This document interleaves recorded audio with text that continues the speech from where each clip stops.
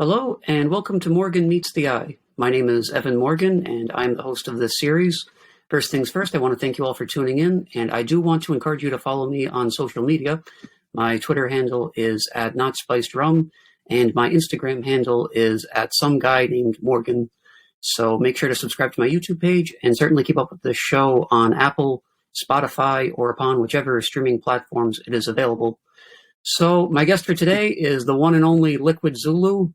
He's known primarily for his content regarding anarcho-capitalism, whether it's through his video essays or debates with leftists or statists or what have you. And I can safely say that no trip down YouTube's anarcho-capitalist rabbit hole is complete without his content. So LiquidZulu, thanks for coming on. And, right off the bat, where should listeners go to check out your work? Yes, they can just youtube.com/LiquidZulu. That's probably the best place for it. And yeah, thanks for having me on, and thanks for the kind introduction. No problem. So, starting off, how would you describe yourself for the listeners out there who aren't familiar with you and your work? This is to say, what is it that, you believe and, what do you do overall? Sure. So I believe in anarcho-capitalism, which is basically, you could describe it as Austrianism as applied to anarchism. So anarchism just means without rulers, but early anarchists, they didn't really have a good understanding of what it meant to be a ruler. But then Murray Rothbard came along with praxeology, which was developed by Austrian economists, and that allowed him to have a precise definition of what it meant to rule another. And basically the definition he came to was that an anarchist has to be against aggression, and aggression is defined as the initiation of conflict, where conflicts are basically when two men, Crusoe and Friday, we can say, are trying to implement the same scarce means towards two contradictory ends. So if Crusoe wants to use a stick that he's found in nature to spearfish, then Friday comes along and tries to wrestle that same stick off him to stoke his fire, there's a conflict, because the two actions can't go forth simultaneously. One person has to exclude the other. Yeah, very true, And I noticed, when you were saying that, talking about, this whole idea of no rulers, I mean, we can kind of talk about, the conflict between, left-wing anarchists and right-wing anarchists, and the whole debate surrounding whether or not anarcho-capitalism can be, defined as actual anarchism. I mean, I personally think that it most certainly can be. I think, a lot of the arguments, come down to, against anarcho-capitalism being anarchism are basically just people insisting that it is, and then when you press them on it, their result really comes down to, their sources come down to, trust me on this, just trust me. But, I don't think there's a lot of substance to their critiques against it. So basically, I mean, I guess on that note, I mean, what would your response be to, the people out there who insist that, anarcho-capitalism can't be classified as anarchism in the first place? Well, I mean, we're definitely against rulers, but some people, kind of the leftist anarchists, I suppose you could call them, they misinterpret it to be whenever there's a hierarchy, there must be someone dominating the other, which is absurd, basically, because when there's something is a hierarchy, what position somebody is on that hierarchy is entirely subjective. So, we could take the example of a tennis tournament. I might think that worse tennis players, so the tennis players get the fewer points, I might think that they're better at it, right? Because I might think that the game they're playing is to try and get the lowest points. So then I would have a completely inverted hierarchy to what most people would see. It's entirely the point is it's entirely subjective. You need to understand, what is it that people are pursuing. And if you understand the goal that people are pursuing, then yeah, people will have different abilities when it comes to pursuing that goal. Some men will be better at it than others, right? But that doesn't imply that any coercion or any crime is afoot, right? Right, exactly. Yeah, basically, just because somebody has, so that's basically, I also have a video about this. I think it was a thought slime response where I go over the whole history of the term. So yeah. Right, exactly. I thought that was very good. How you broke down, Proudhon's, concept of property being theft as well. kind of putting that in context and how that's been, misinterpreted, by a lot of people, throughout the years. Yeah. Right. So basically, I myself, have definitely been very sympathetic towards anarcho-capitalism. Over the years, when I first started out, I kind of, back when I was younger and dumb, I kind of thought of myself as, a socialist, unfortunately. And, as I got older, I kind of realized that, you know, the real error in my mindset was I was basically looking at all the flaws in our society as far as, the, middle class, struggling and all of that. And I kind of conflated that with, I saw like the problems that in our society and conflated that with capitalism. So I thought, okay, if this is capitalism, well, then we should probably set up something else, and I saw people like Bernie Sanders, back in those days. And I thought, okay, well, maybe he'd be, the best solution to these problems. But it wasn't until, I guess I started reading up on the Austrian economists, how I realized that although, you might have a certain end in mind, for example, I think that the Austrian school economists have, a pretty similar end goal in mind. I mean, I don't think, a lot of the problems in our society, as far as, healthcare or housing or education, we can see that these prices are out of control, but it's not fair to, blame these on capitalism in itself, when I would more, attribute this to government intervention in the economy, as far as intellectual property rights, they're stifling competition, and just general very intense corruption. So I kind of realized from there that the best way of achieving these goals is not actually through, government intervention, but rather through the absence of it. So as I kind of went further and further down that rabbit hole, I eventually, got into Murray Rothbard and, the anarcho-capitalist movement. And I realized that probably, the optimal way of setting up a society would be, one that is with completely free markets. And, without, government presence constantly, taking control and, basically its presence in itself is the problem as far as I became concerned. So the optimal way to run a society would be without government, intervention. Yeah, absolutely. If, even if your only goal is, the maximum welfare for people, right? Any crime whatsoever is per se going to hinder capital development. It's going to hinder it's Hopper describes it as being a decivilizing force, essentially. Mm-hmm. If you're reallocating means away from person A towards person B, that's a form of expropriation. All crime is a form of expropriation, really. And any expropriation per se raises the opportunity cost of homesteading, production, and trade, which it's those three activities which drive the tendency towards time preferences going lower over time. So therefore, these expropriations are going to raise time preferences, which is decivilizing. So even if you don't care about justice, you don't care about objective ethics or anything like that, you don't care about any of that, all you want is human development, then still you should be an anarchist. Right, exactly. So basically, I consider myself somebody who's really in support of this ideology, and whatever I've been, arguing for the idea of a stateless society, or an anarcho-capitalist society, I've gotten into my, plenty of arguments, with this about people, plenty of arguments about this with people at work or with neighbors at the barbershop, wherever, and I've gotten a wide variety of different responses to this. So, they've tried throwing, different rebuttals to me. And since I'm admittedly, not the sharpest debater. I mean, so when people come to me with these things, I'm not really sure what to say. So I figured I'd bring you on and, maybe 50% out of wanting to educate people. And I guess 50% out of spite against these people, I would kind of throw these same rebuttals to you, and, I'd let you respond to them, who I think would do it a lot more smoothly. So first off, one argument I've seen is, I think I'll start with just the basic one, the roads, for example. People say that, the roads cannot be, privately run, even though, in fact, these roads are essentially, they're essentially built by these private companies anyway, but they're just owned by the state in this case. And I see it as, a pretty unreasonable thing to say that, we can have all of these different anarchist, systems here, but it's the roads that are somehow the deciding factor that, we can't get past. And that because of that, we have to have, a centralized government. And I just think it's a bit of a slippery slope from there.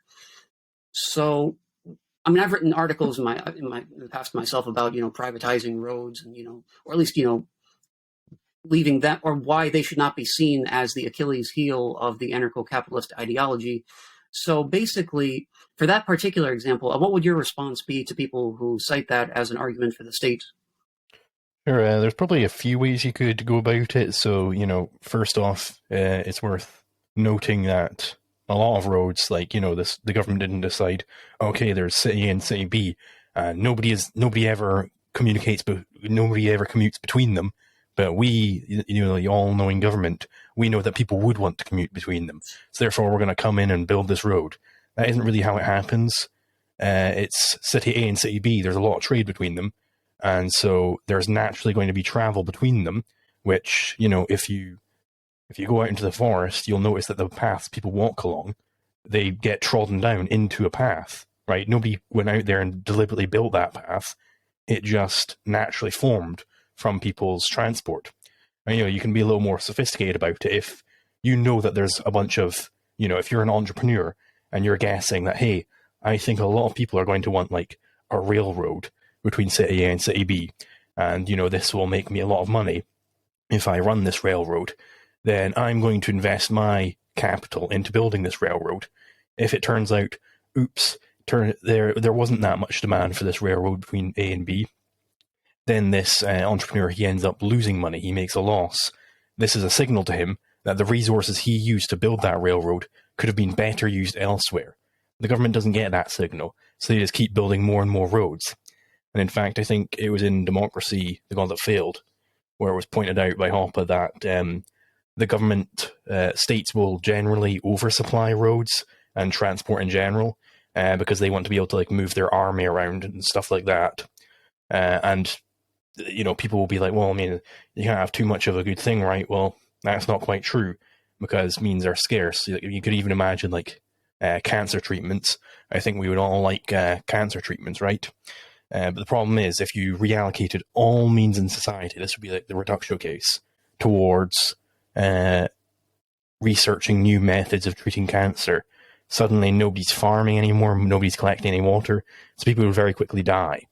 And that, that example highlights, well, literally any good can be oversupplied. The government will tend to oversupply transport. And, the only way you can get to the correct amount of roads, the most value productive arrangement and number of roads and different transportation technologies is in a market. Right. And that kind of, when we try to make this sort of point, I'll hear a lot of people respond in a reductive manner about how, well, the market and roads is different because, you can't, roads aren't something where you can just go to the next guy, there might be, you can't build a highway directly above or below or parallel to another one. And because, because of the scarcity, they'll say that, roads are somehow some type of exception to this rule because, essentially you only have they say you might have only one option to take this particular road, whereas with other goods, you could potentially just go to a competitor who's better priced. So, that is, and I feel like that's a very surface level, response. And I think, when people say, that roads don't respond to competition, I think they're really taking it in a very superficial manner. So how would you say, the market for roads really is different, or is it different in the first place? I don't think it is different. I don't think there's like different types of good. You have some people, they'll say, well, a road's a public good, so it can't be provided by the market. Well, again, what because value is subjective, what counts as a public good as opposed to a public bad is entirely in the eye of the beholder. Some people might say that a nice rose garden outside, that's a public good because anybody can enjoy that rose garden. Well, I might absolutely despise roses. I might hate to see roses. and so that would be a public bad for me, right? So any good could be seen by others as being either a good or a bad, right? Because everything is subjective in terms of value. And what was it? It was about. Sorry, I don't have my notes up, so I'm having to do this on the fly. It was So when you're wanting to travel to a place, you generally only have one option of road, right? But the question would be like, right, imagine that's by your house.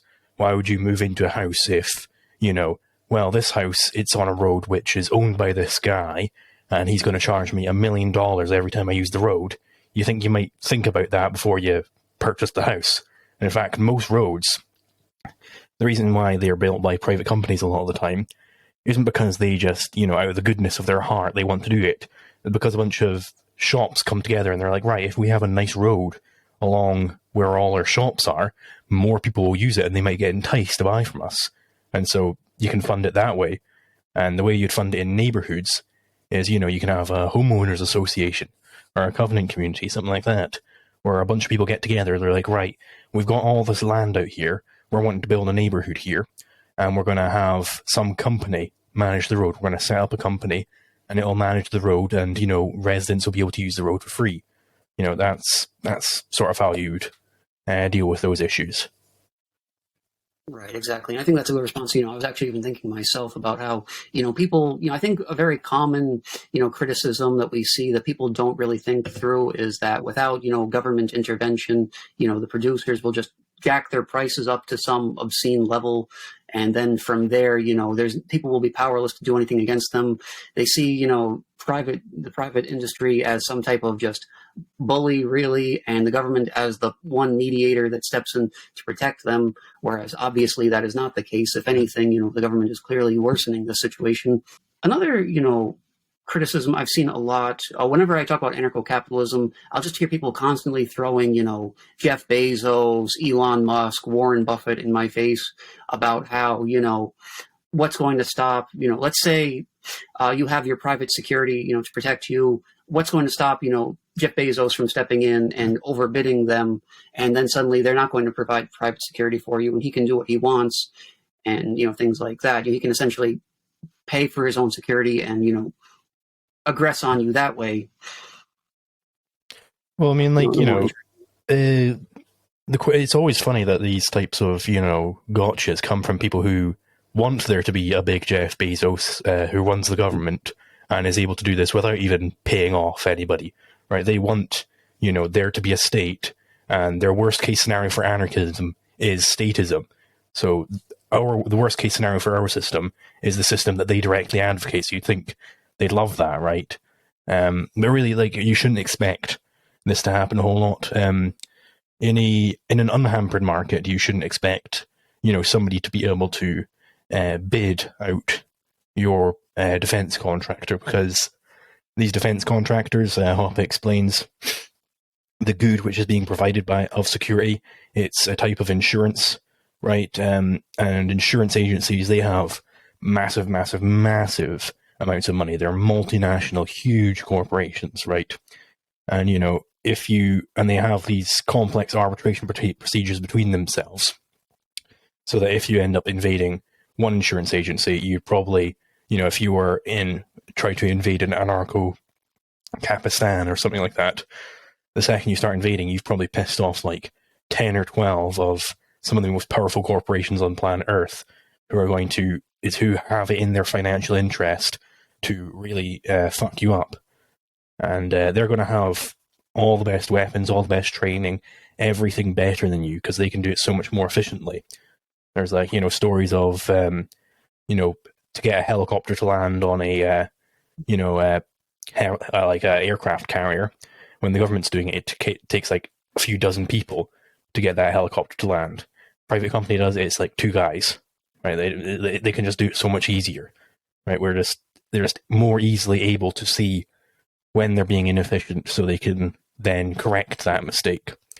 So, you shouldn't expect Jeff Bezos to be able to bid out your insurance firm, and I don't even know why you should expect him to want to do that, right?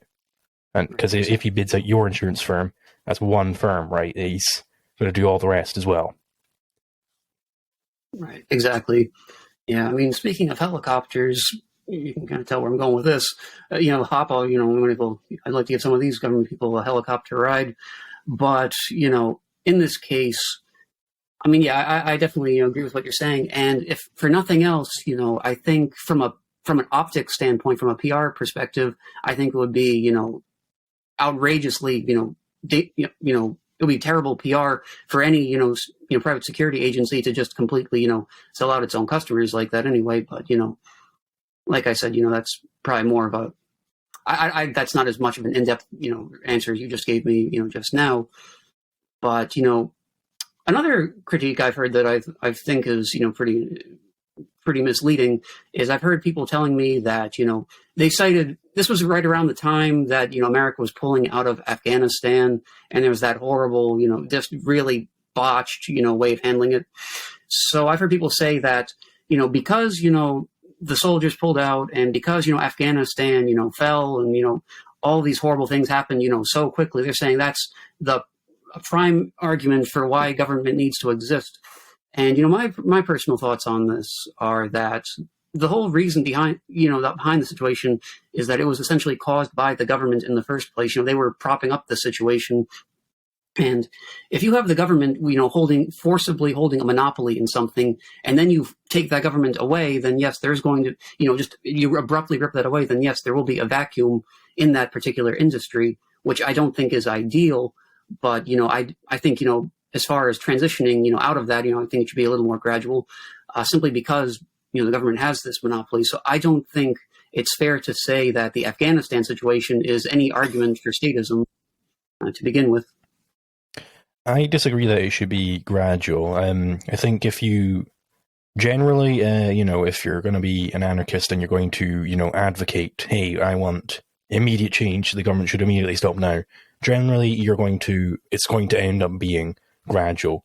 But if you say, I want the government reduced by 10% every year for the next 10 years, I mean, that's not really, that gradualist stance isn't going to inspire people's passions to follow you. It's like, well, why 10%? Why not 11%? It's as if saying, oh, no, we shouldn't reduce it even more than that. That would be bad to do so.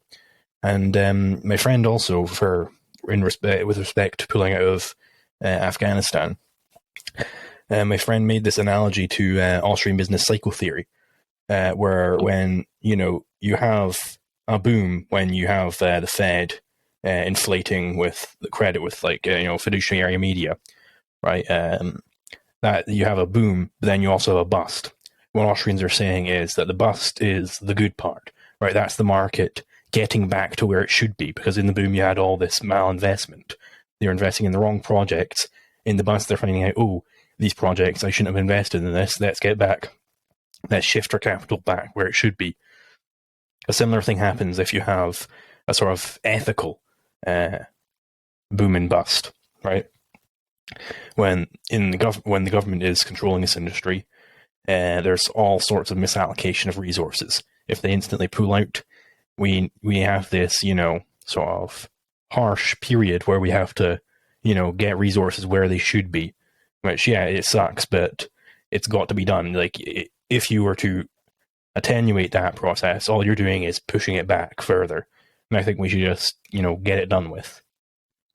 Right, exactly. The first thing that comes to mind when you talk about, the boom and the bust, I think of, the Great Depression and, how much that was worsened by the people in charge who, we were going through that transition where, credit was, essentially, getting restricted, and this was during the time where the market was trying to reset itself, but because of things such as the New Deal, these different, policies that the government kept enacting, that only seemed to worsen it and prolong the situation and made it a lot worse than it typically would be. So, I see that as, just a classic example of, government intervention, worsening the situation.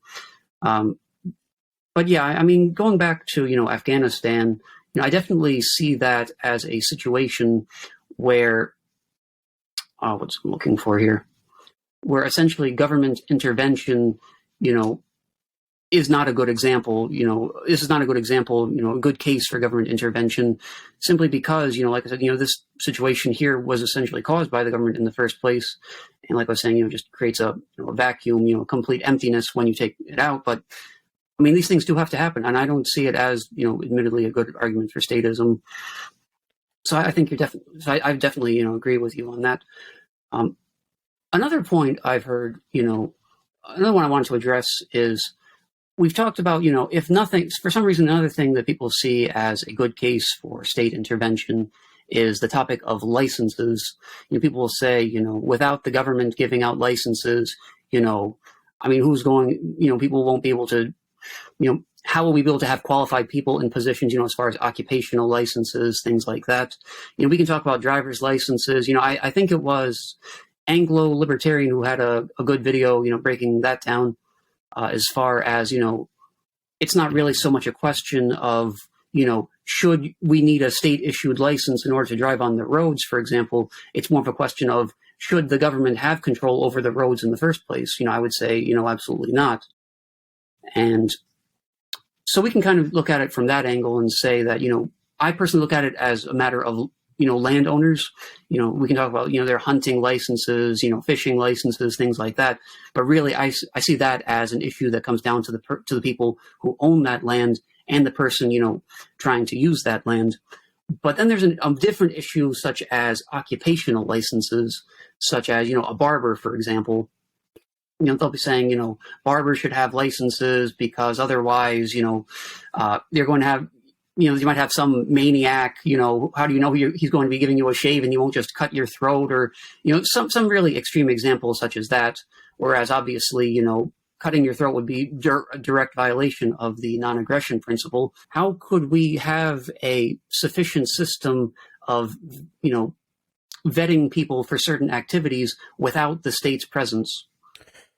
Sure, I think the best system to do that would just simply be the market. A good example is in the healthcare industry in the US. Prior to medical licensing, there's all these, they'd call them huckster doctors, they would work for a lodge basically on retainer, and people would pay a fee to the lodge in order to get access to the doctor's services whenever they needed, and it cost $2 for an entire year of coverage in general. Sometimes lower, sometimes higher, right? And, fancy medical school doctors, they'd be saying, well, these guys, some of them don't even have degrees, and they're going to be giving you terrible service. But David T. Beto, in his book, something welfare, something, I can't remember the name of it, but he points out that, well, no, it's not actually the case that the lodge doctors gave an inferior service. In fact, if somebody's willing to pay for the lodge doctor over a, quote-unquote regular doctor, clearly from that person's perspective, the lodge doctor was giving the better service, right? Because I might not want, to pay for some fancy doctor who's got all these degrees and stuff, like a neurosurgeon or whatever, if I don't need any neurosurgery done. If all I need is somebody to bandage up my wound, I don't need to pay the extra fee. I want to be able to pay a lower fee for the, services that I actually require. And that's what the market allows you to do. When you say, no, everybody in the industry has to be performing to this arbitrary standard, well, that's simply removing the market of people who want to have services outside of those standards, which means you're going to have, by definition, worse services. Like if I'm having to pay 10 grand to get my wound patched up, it doesn't matter that the guy's a neurosurgeon, that's a worse service for me than paying $2 for it, right? Right. Of course, that's just a very bad allocation of resources, in a situation such as that. And, for anybody listening too, I want to also recommend, Mentis Wave had a great video, breaking down fraternal societies and the different lodges and things like that, that I would definitely recommend checking out. So yeah, basically, people will throw these things out there and act like it's some type of checkmate moment against anarcho-capitalism, when in reality, it's not really a question of, go ahead, if you look at the DMV, for example, I don't think anything even really needs to be said about how horribly run that place is.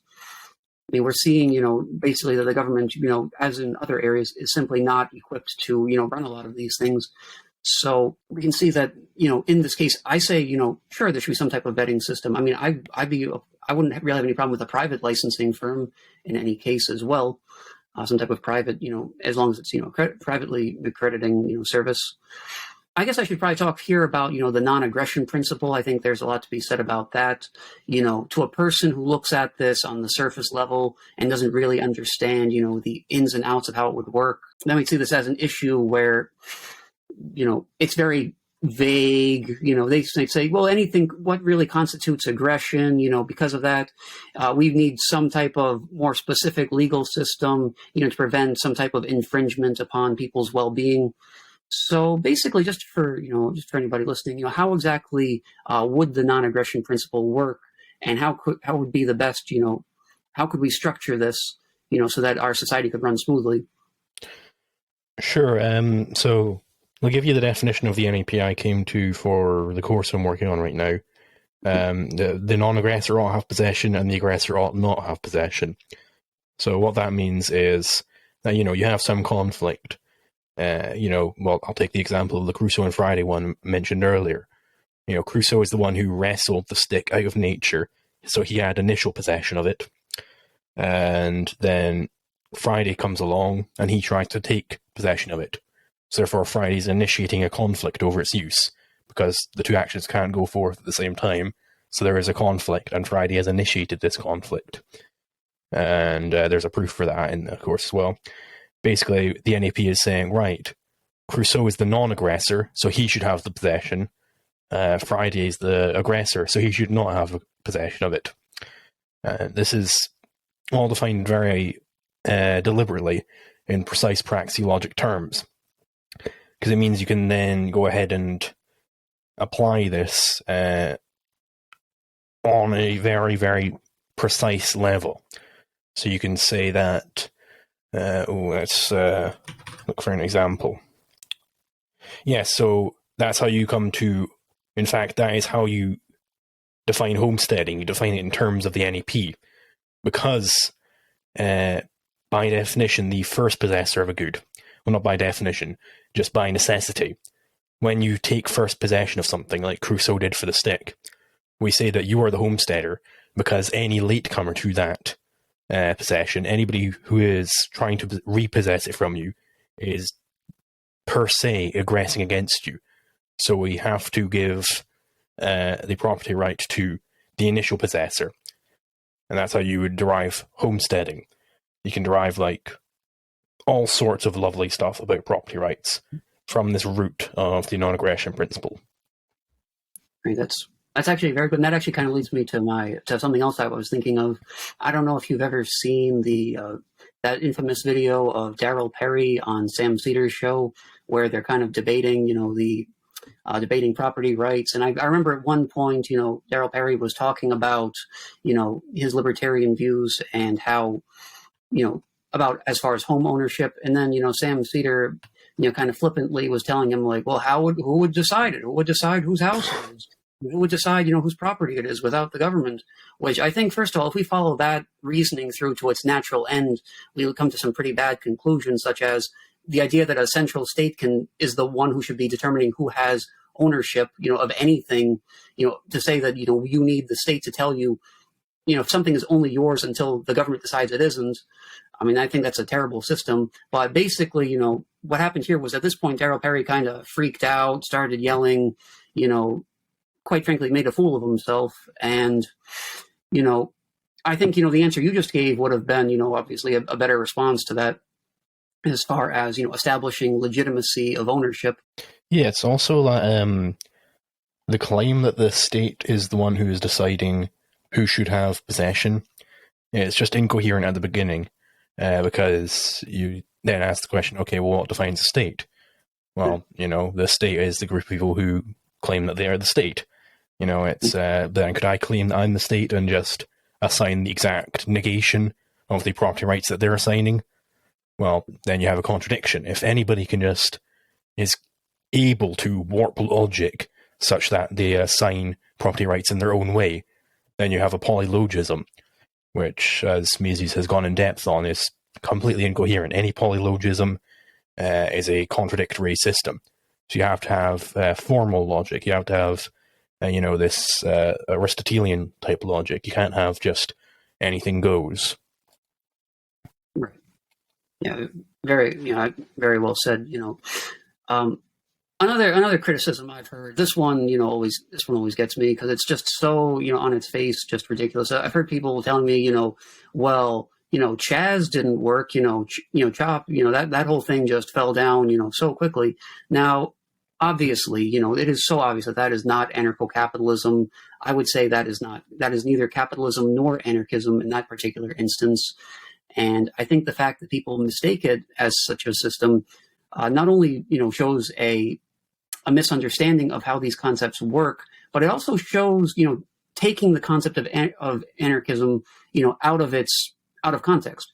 You're essentially seeing it as something where if you set up this one tiny community just out of nowhere in the middle of the United States, with a very limited amount of resources in the context of a greater statist society, then naturally there are going to be problems there. I think that I personally don't believe that if you just set up a very tiny anarchist community out of nowhere on a whim in the middle of a giant statist society, I don't believe that such a society could do very well in the long term. I believe that we would have to focus on the greater problem of statism surrounding it as well. So basically, what would your response be to somebody who's trying to cite CHAZ as a critique of anarcho-capitalism? I think the problem with that is it was a bunch of Antifa people, right? So they were basically running their own little socialist dictatorship, because I can't imagine there was much trade going on in the CHAZ. I can't imagine they'd be approving of any prices for anything. And then you have necessarily bare subsistence level if you don't have any prices in the factors of production, which Mises explains with the economic calculation problem, right? So I think that's probably why it failed. Right, yes. I mean, once again, these are just some, I think, pretty disingenuous, ways of, critiquing anarcho-capitalism. And, I was also thinking, about the whole topic of, the left in general. I mean, for example, we have CNN, we have, the more left-wing news sources, and we can tell very obviously that, these people, Don Lemon, Rachel Maddow, these people are just obviously clowns. But then, I think as far as from a presentational standpoint, you might go onto YouTube, for example, and you might see certain creators on BreadTube, for example. You might see ContraPoints doing a video about, what's wrong with capitalism. And, you might see that and you might think, oh, well, she's an intelligent person. She might be. And people might see this and think, well, actually, sure, the mainstream left is wrong, but they might think that this more underground, lesser known form of leftism is actually, more valuable, which is why I particularly like, the content of people such as yourself, Prax, Ben, the rest of them, because I think it really does a good job of responding to these people basically on their own territory, So basically, I guess the overall question I'm asking here is, I mean, how do you see, the left in this? How do you see the left, overall in regards to anarchism? Do you think that there is a place for the left within the anarchist movement? Well, I think in general, I steer away from using the terms left and right in anything other than a colloquial sense. I suppose in that sense, you could be. It would really depend on how you define left as opposed to right. You could maybe say that someone like Konkin is a left winger. Some people claim that, and then if he counts, then yeah, sure, he was an anarchist for sure. Just anybody. Anarchism is fairly broad in what it would allow outside of law. It's just so long as your legal stance is in opposition to rulers, then you can be an anarchist. Outside of that, go nuts. Right. Very, very well said there. I mean, basically, I think that's a good explanation of a lot of these critiques against it. One that I've often gotten is people just saying that, if you advocate for anarcho-capitalism, you just hate the poor, you don't know what it's like to be poor, you've never struggled in your life. Now, putting aside the fact that this is obviously an ad hominem fallacy, I mean, we know full well that, in reality, it has nothing to do with that. It's going to show that, these more these more statist, these more socialist means of supposedly helping the poor tend to have, effects that are completely the opposite of what were intended. So how exactly would you break down, to somebody who believes that, anarcho-capitalism is anti-poor? Well, as mentioned earlier, any form of expropriation is per se going to hinder capital development. So, if you really want to stick it to the poor, then you should be for this hindering of capital development, right? Destroy the capital structure, and then the poor will be even poorer. Everyone will be poor, right? So, yeah, anarcho-capitalism would not be a good way to, really screw over the poor, because if you have complete freedom of trade and everything like that, then there's going to be immense capital development. Everybody will be far better off. Well, some people will be worse off, those people who, are the state and whatnot. But, they aren't the poor people who, that socialists are ostensibly worried about. Right, exactly.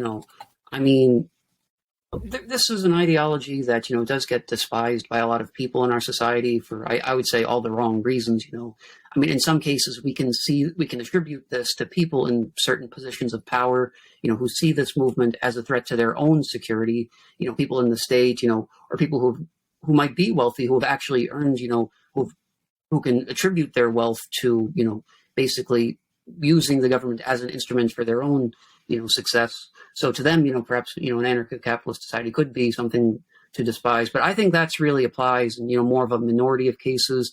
I think the majority of it comes down to people just, being ignorant of how the actual economics and how the system would actually work. So I've noticed that it feels to me, I try to see the perspective of the person who's arguing for the state. I get that in their heads, they probably see themselves as being practical, of arguing things that are, tried and true. Whereas they see anarcho-capitalism as just some crazy, theoretical idea that, and first of all, just because something exists in theory does not mean that it's necessarily inferior. And second of all, I would say that, anarcho-capitalism is not even, strictly a theoretical idea when there are, certain examples, of societies that could be, addressed as similar to it.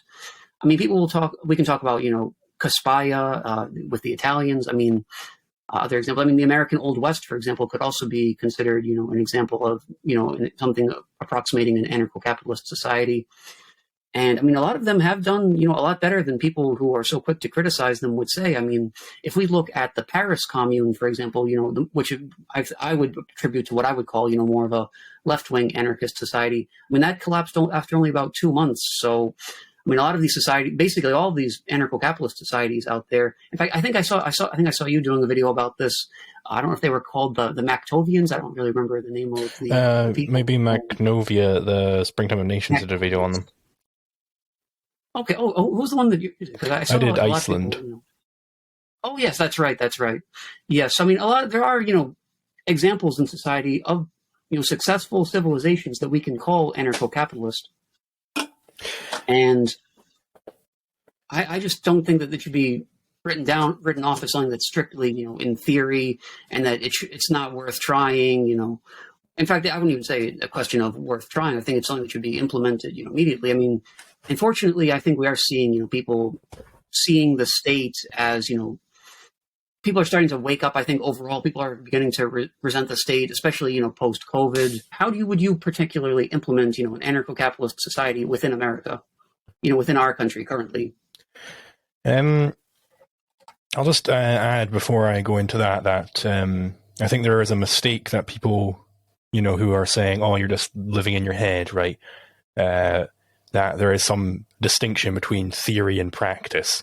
But if something works in practice, that's because it's based on sound theory. It's not like there are these two worlds. There's the theoretic world, and nothing said here applies in reality. That's basically, that would harken back to a Platonist failure. if you want to get into the history of philosophy, that there's a really real world and then there's this world of theory, right? That's completely bogus. If something is correct in theory, that means that it pertains to reality. That's what the theory is there for.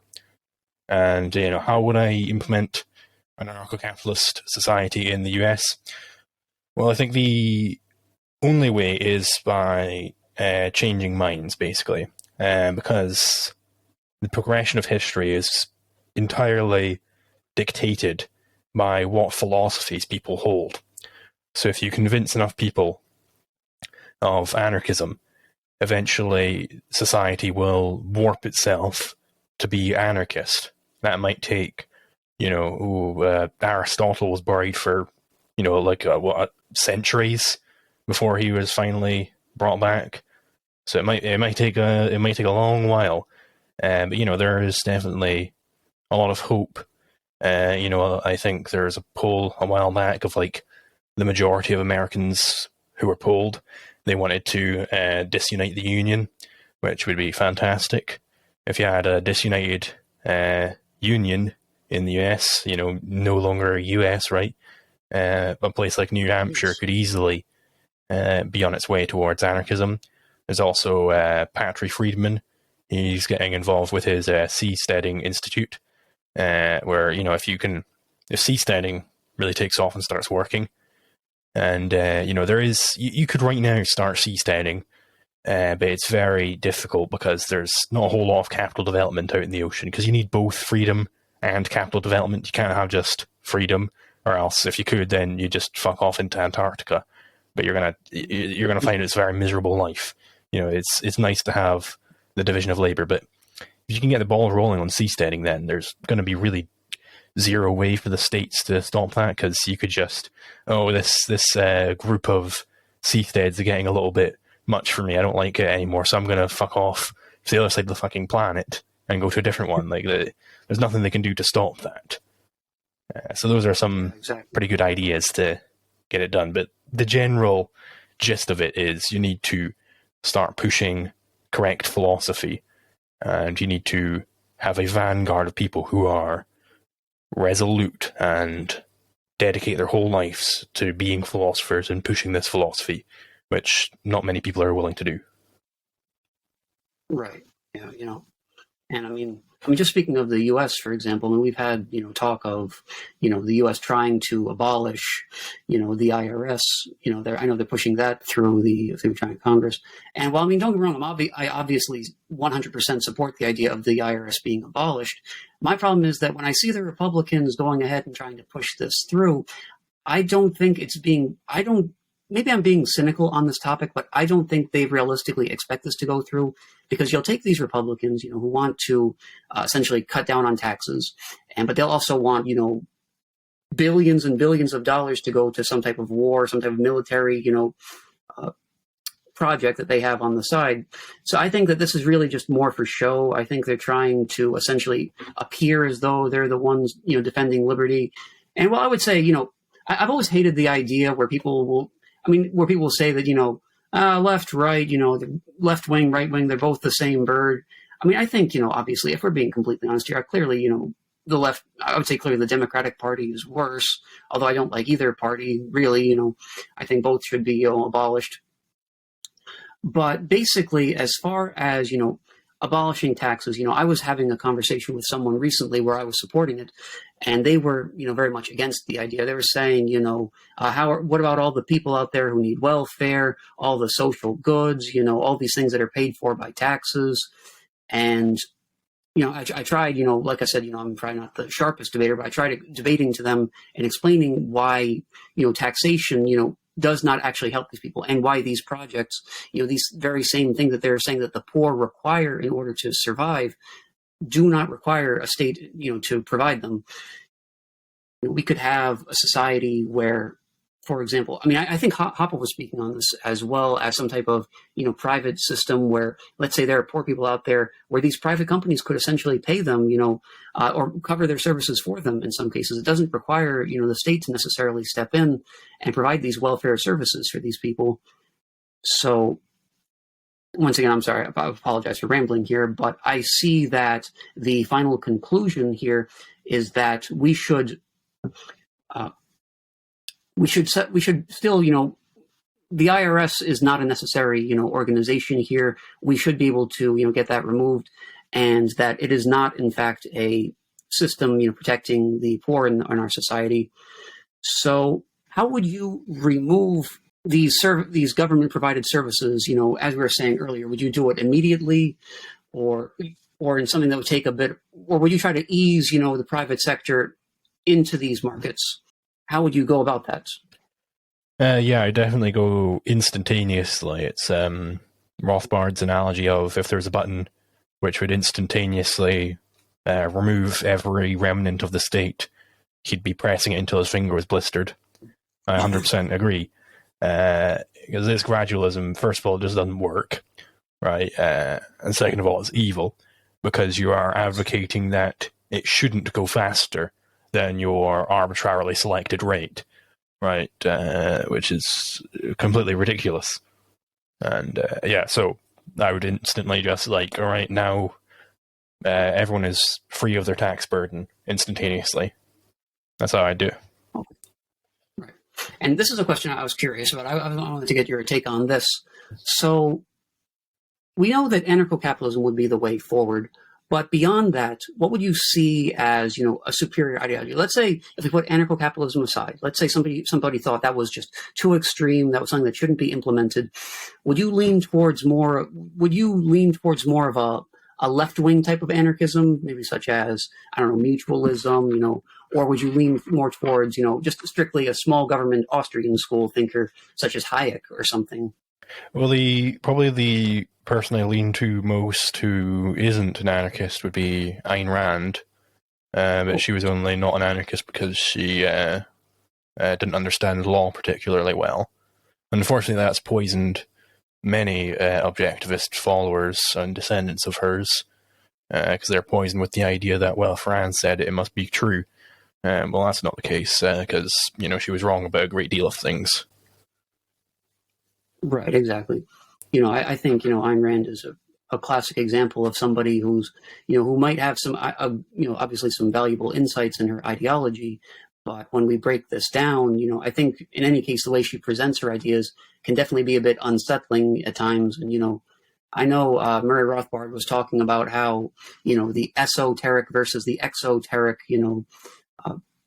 ideas of, objectivism and, Ayn Rand, where there might be some type of, just for the newcomer into the ideology, it might look a certain way, but when you get deeper into it, you start hearing some more things and it starts seeming a bit more twisted than you would have thought otherwise. So, I guess basically, yeah, anarcho-capitalism is definitely the ideology I'm trying to push forth here. I wanted to essentially advocate for, for its defense, for a lot of these other people out there who hear this and jump to all of these conclusions, people who might not understand, logic or philosophy or economics, sufficiently to call for it. They might just see it as just, the whole thing where it's like, I was an anarchist, then I grew up, all these, things that aren't really founded in anything. So I guess basically to wrap up, what I'm saying here, an idea of a society without a state, this is something that started out in primitive days. We can talk about, there's Franz Oppenheimer, he's put some thoughts through about, the idea of the history of it, conquest theory of state formation. I know Murray Rothbard speaks about this in Anatomy of the State as well. So we've seen, throughout history, certain states have come into place through, certain bandits of people, groups of thieves, essentially taking over a territory, and then they essentially force that state on the people who live there. I'm sure you think society would be, a better place, had the state not been established in the first place. But do you think it would have been necessary in the first place for a state to be established in order to get where we are today? No, because whenever you're establishing a state, you're necessarily going to have lower capital development than otherwise, right? And you can say that based on economic theory, not based on looking to the past and seeing what happened, because, it might be the case that, well, we increased the minimum wage and unemployment didn't go up. It's like, well, it would have been it's a worse situation than it would have been otherwise, is the point. And if you have somebody who just, is rabid, does not understand philosophy particularly well, and doesn't understand what you're saying, well, you could point them to the Iceland example, where it was very clearly the second they started pulling back on their natural law elements is when they got more violent, more brutal, and, here they are today, where it's a far worse society than what it was. It's good. It's definitely good to obviously, oppose the state in any form that it sets up. Even historically, it doesn't really matter if we can't really look back and say, well, maybe the society would have been better had there been a state present at the time, because we can apply across the board, through the very, same philosophy that you're using here, that at any time or at any place, the state would be a hindrance to social development. Before we wrap this up, though, are there any general thoughts you'd like to give, as far as anybody listening here who might still be on the fence about this ANCAP ideology, or thinking that, or has some type of, negative idea of it, or the people who practice this idea? What would you tell them exactly? I think I summed it up pretty well in my Anarcho-capitalism, the solution to law video, where basically you can go through, each major competing legal theory, and you can show how it either leads to something obviously evil and insane, or you can show the philosophical failure at its core. And then by a process of elimination, you're left with, well, anarcho-capitalism.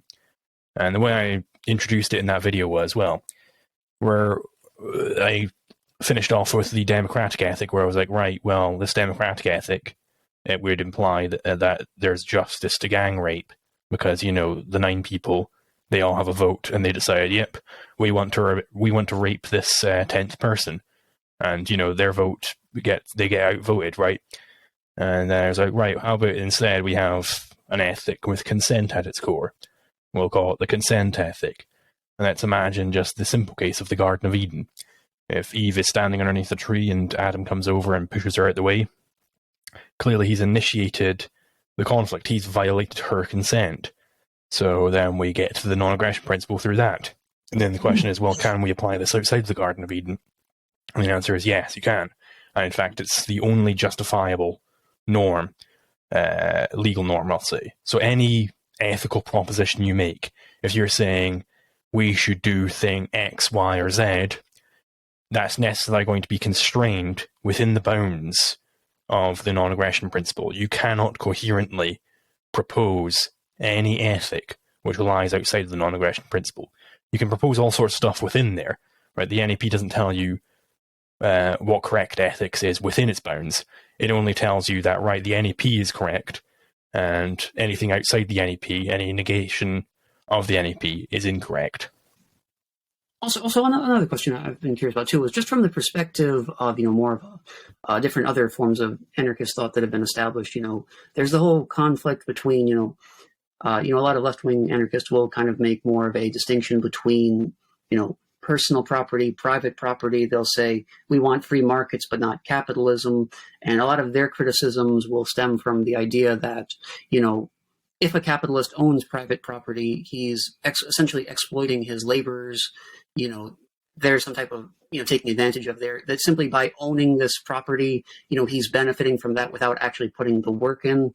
And I feel like a lot of people within anarchism will use that as some type of critique of anarcho-capitalism, and will act as though that is truly the final nail in the coffin, really, for this ideology. So what would you say in response to those left-wing anarchists then? Basically, the problem with their argument there is it's relying on the labor theory of value, which is at best a subset of the subjective theory of value. What I mean by that is, well, it might be the case that a person values good A more than good B because A had more labor put into it. But it's also the case that they may have the reverse valuation, that they prefer goods where less labor was put in. Right? That's a possible counterexample to the labor theory value. Thus, you can't derive any rational ethic or anything off the labor theory value, because it is itself absurd. Right. Right. And, I know it was Eugene, I apologize if I'm mispronouncing this guy's name, Eugen Eugene von von Bombewerk. Bombewerk, yes. His work, he did a lot of great writing on, the critiquing, Karl Marx's labor exploitation theory. I would say he's probably, an underrated figure within Austrian economics, but, I think, he's definitely somebody to check out for anybody listening, as somebody who does a good job, dismantling this concept and unpacking it. Absolutely. In that case, I I definitely appreciate you coming on and, giving us these insights here.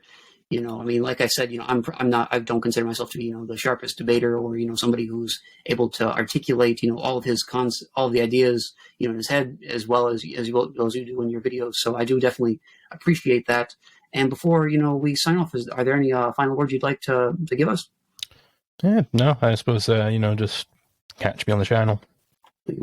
Well, anyway, for everybody out there, thanks for tuning in. This has been Morgan Meets the Eye.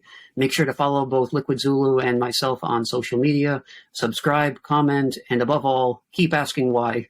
Everybody out there, have a good one. Bye-bye. See ya.